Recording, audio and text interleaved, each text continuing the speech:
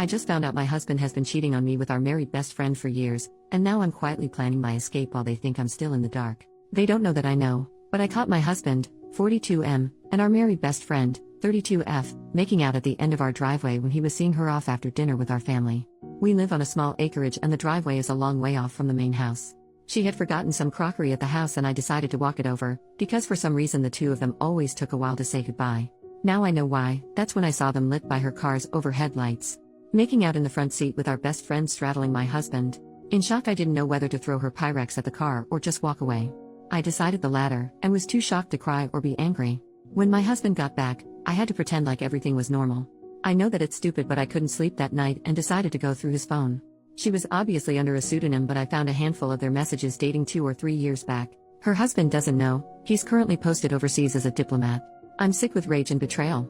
I'm lost and have no idea what steps to take next. Update in the same post. Wow, I didn't expect this much support. It's really overwhelming. Just to clarify a few things, I don't live in the US, but in Australia.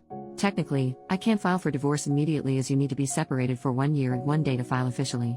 My now ex-best friend just recently returned to the country. Her father has cancer, after being posted with her husband overseas. The dinner was to welcome her home, and what a welcome that was. As to what I'm going to do now, a part of me just wants to confront my husband and see what lame excuse he has. But I need to get away from him. This level of betrayal physically hurts. I can't help but think of all the times we spent together over the years and for how long our families were fooled. My mind is going crazy. When she was single and he would rescue her from some bad date, with the times they were alone in my house when the kids and I were out. How irrationally angry he was when he found out she had a boyfriend then chose to marry him. Thinking back on it, the two of them disappeared at her wedding.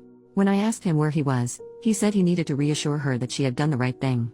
I feel so sick thinking of these things.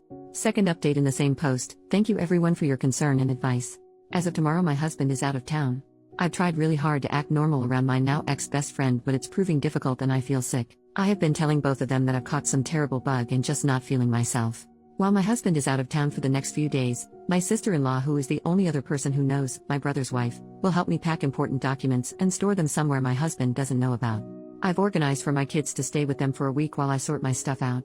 I've spoken to a family lawyer and they have told me that the best way to start the separation procedure is to no longer be living under the same roof.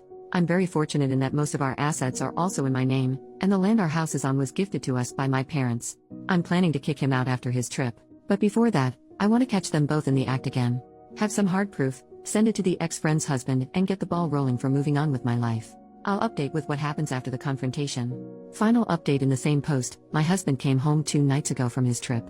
While he was gone, I had organized a lot of the important documents, like financials, birth certificates, passports, anything that he could potentially use to try and get more than what he deserves. They are now safely stored and my kids have been staying with their aunt and uncle for the past few days. I had packed all my husband's things and he has been really good at keeping his tracks clean because there was no evidence of his affair within his stuff. I placed all his belongings in the garage ready for the confrontation with him. I was super nervous because I wasn't sure if I was making the right decision. Once he came home and I remembered seeing him kissing our best friend, I remembered the deep hurt they had caused. I was in our kitchen when he came home and he knew straight away something was wrong. During that week I had been distant and had barely answered his texts and screened his calls. I did answer every now and again and gave the kids a chance to speak to their dad. He asked me why I hadn't been responding to his texts and he tried to kiss me, but I turned away, and before I knew it, the first things that came out of my mouth were, "I want a separation." I have to admit that he didn't look very surprised when I said it. He nodded his head and said, "What do you know?" Which was just a punch in the gut, because I wanted him to deny it or say something like it was a one-off thing. I asked him to tell me everything, like when did it start? And he said they started about 10 years ago. At first it was flirtatious messaging and a sneaky kiss in the office when they briefly worked together, and the affair was on and off. She apparently always felt guilty, and her way out of that was to marry the next man that was interested in her and proposed. He admitted that they made love on her wedding day, and when he is out of town they meet. At this point I couldn't breathe and I was sobbing. I hated that the next words out of my mouth was, "Did you even ever love me?" He hesitated and said yes of course, but he was never in love with me the way he was with her. I cleared my throat and had said to him that he should tell her husband. There is no point hiding it anymore. I told him that all his stuff was in the garage and he can find somewhere else to stay. I let him know that I have spoken to a family lawyer, and I told him that when I feel ready, and only when I feel ready, will we see each other again and talk about the future arrangement with the kids. I said any further communication can be done through my sister-in-law or my brother. I told him he is allowed to see the kids but only at their place.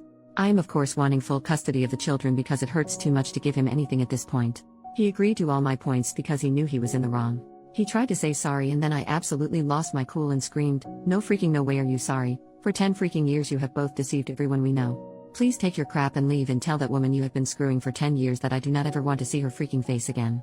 Certainly not my shining moment, but also a culmination of all the hurt and anger over the last few weeks that they have caused.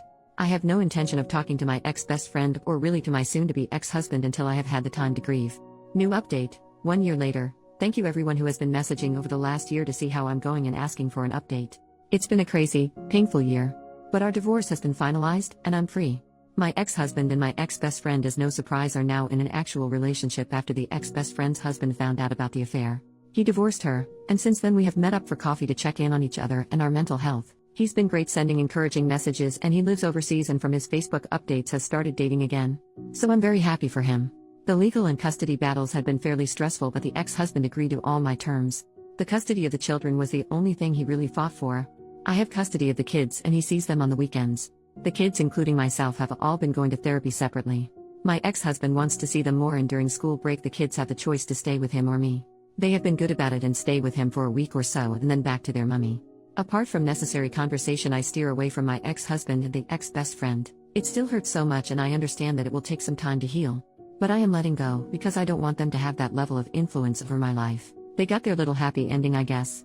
I decided to sell the property we were living in and move closer to family and friends because, as you know, it takes a village. And I have been extremely grateful for the support I have received over the last year. I'm tearing up just as I'm writing this, knowing that I couldn't go through all of this without my loved ones. And for myself, I'm happy overall, still a work in progress but grateful for life. The kids and myself have been enjoying life, and when we have the time and the money, try and take little trips here and there so the traumatic events of the divorce doesn't linger and can be replaced by good memories. Memories where they spent road trips and adventures with their mum.